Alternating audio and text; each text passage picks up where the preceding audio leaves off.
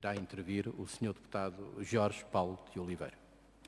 Muito obrigado, Sr. Presidente. Cumprimento em nome do parlamentar do PSD o Sr. Ministro da Administração Interna e o Sr. Secretário de Estado das Autarquias Locais. Sr. Ministro, no início de cada ano, muitas pessoas traçam metas e objetivos para si mesmas.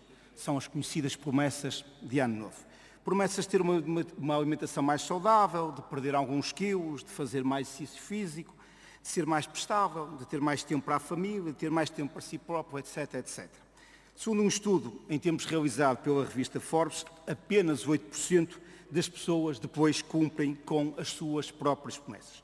Sr. Ministro, salvaguardando as devidas distâncias, com o respeito que é devido ao Sr. Ministro e que é devido ao Governo, e sem qualquer intuito escarnecedor da proposta de Orçamento de Estado, diríamos que este documento se assemelha muito com as conhecidas promessas de ano novo.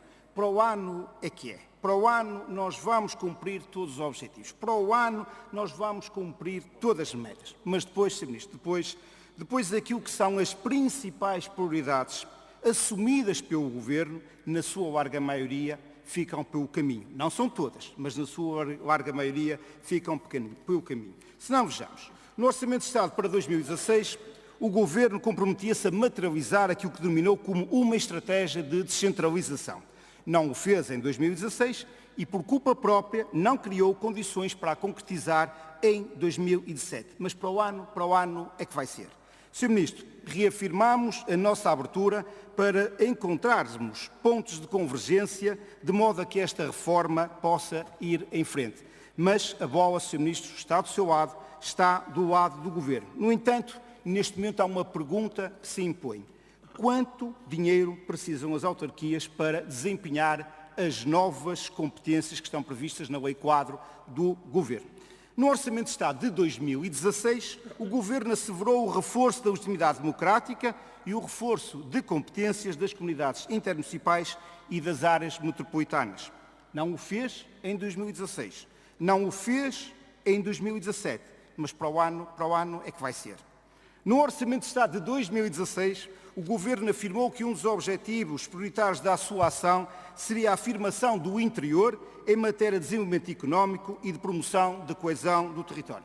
O Governo, efetivamente, criou a denominada Unidade de Missão para a Valorização do Interior, que, alegadamente, se constituiria como uma estrutura que teria por objetivos criar, implementar e supervisionar um Programa Nacional para a Coesão Territorial, bem como promover medidas de desenvolvimento do território do interior de natureza interministerial. Mas, Sr. Ministro, a Unidade de Missão para a Valorização do Interior está mais ou menos como o interior. Está abandonada, está frágil e está entregue a si própria. Dela, os portugueses verdadeiramente apenas retêm a demissão a 12 de julho deste ano da sua primeira coordenadora e a transferência da sua sede para Pedrógão Grande numa operação de mera cosmética.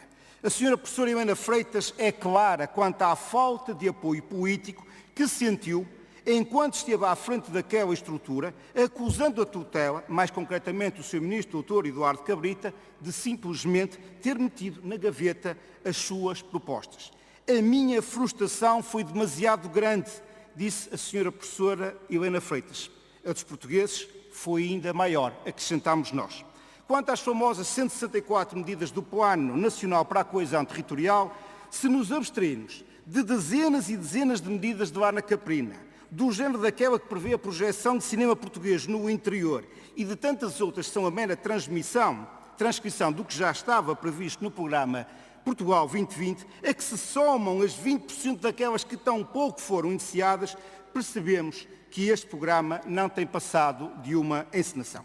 Também no Orçamento de Estado para 2016, o Governo assumiu o compromisso de promover o melhor acesso aos fundos comunitários das regiões mais desfavorecidas. Mais tarde, o Governo garantiu que iria proceder à reprogramação dos fundos comunitários durante o ano de 2017. Ainda não o fez, mas, Sr. Ministro, por aquilo que já se sabe, é que o Governo pretende retirar parte do dinheiro dos instrumentos financeiros destinados às empresas, ou seja, dinheiro que está exclusivamente alocado aos POs regionais, ou seja, por seu turno, dinheiro destinado às regiões de convergência, para os reafetar aos programas temáticos da inclusão e do capital humano, ou seja, a programas nacionais e não a programas regionais. Significa isto o quê? Significa isto que parte do dinheiro que está hoje nas regiões mais desfavorecidas irá parar, como sempre, a Lisboa. Irá parar, como sempre, a Lisboa. O Sr. Ministro tutela as autarquias locais, vai permitir que este atentado, que este novo atentado ao interior venha a acontecer, Sr. Ministro? É uma pergunta que lhe deixamos. No Orçamento de Estado, agora para 2017, a propósito das taxas de direitos de passagem e de ocupação de subsolo, o Governo assumiu o compromisso de, no primeiro semestre de 2017, rever a Lei das Comunicações Eletrónicas. Não o fez em 2017 e aparentemente desistiu de o fazer em 2018. Também no Orçamento de Estado para 2017, o Governo assumiu o compromisso de, no primeiro semestre, é sempre no primeiro semestre do corrente ano, rever o regime geral das autarquias locais. Não o fez no primeiro semestre, fica a pergunta se o pretende fazer ainda até ao final do ano. Também no Orçamento de Estado para 2017, o Governo assumiu o compromisso, lá está fácil de ver, no primeiro semestre, é sempre no primeiro semestre, deve ser algum fetiche, de proceder à revisão do regime jurídico do Fundo de Apoio Municipal. Sr. Ministro, sabe-se que o Fundo de Apoio Municipal é uma solução estrutural e definitiva para situações de grave desequilíbrio orçamental e financeiro de municípios, cujos resultados práticos são inegavelmente positivos. Só que o Governo não concretizou esse compromisso desta revisão deste regime jurídico. É certo, apresentou, contudo, na proposta de Orçamento de Estado para 2018, de um novo normativo que não agradou sequer à Associação Nacional de Municípios Portugueses, ao ponto de esta conceder ao Governo a borla de mais um ano para rever este regime. Sr. Ministro, de acordo com as nossas contas, somando os municípios com contratos de assistência financeira já celebrados, com aqueles que estão em vias de o fazerem, o fundo precisa de ser capitalizado em qualquer coisa como 610 milhões de euros. Ora, a proposta do Governo apenas permite, nas nossas contas, uma capitalização do fundo na ordem dos 525 milhões de euros. Esta, Sr. Ministro, parece ser mais um daqueles casos em que o Governo assume os compromissos e faz as contas depois. Foi assim com o descongelamento das carreiras dos professores, foi assim com as portagens nas autoestradas, parece estar a ser assim também com a questão do FAM. E por isso, Sr. Ministro, as perguntas que se impõem são simples e com elas termino a minha intervenção. O FAM não vai permitir a adesão de novos municípios, por força dessa descapitalização, ou o FAM não vai dar cumprimento ao previsto no novo normativo proposto pelo Governo, pois já se antecipa que a sua Comissão Executiva terá necessariamente de avançar com a realização de aumentos de capital social. Em qual das duas soluções está o Governo a pensar? Muito obrigado, Sr. Presidente. Obrigado.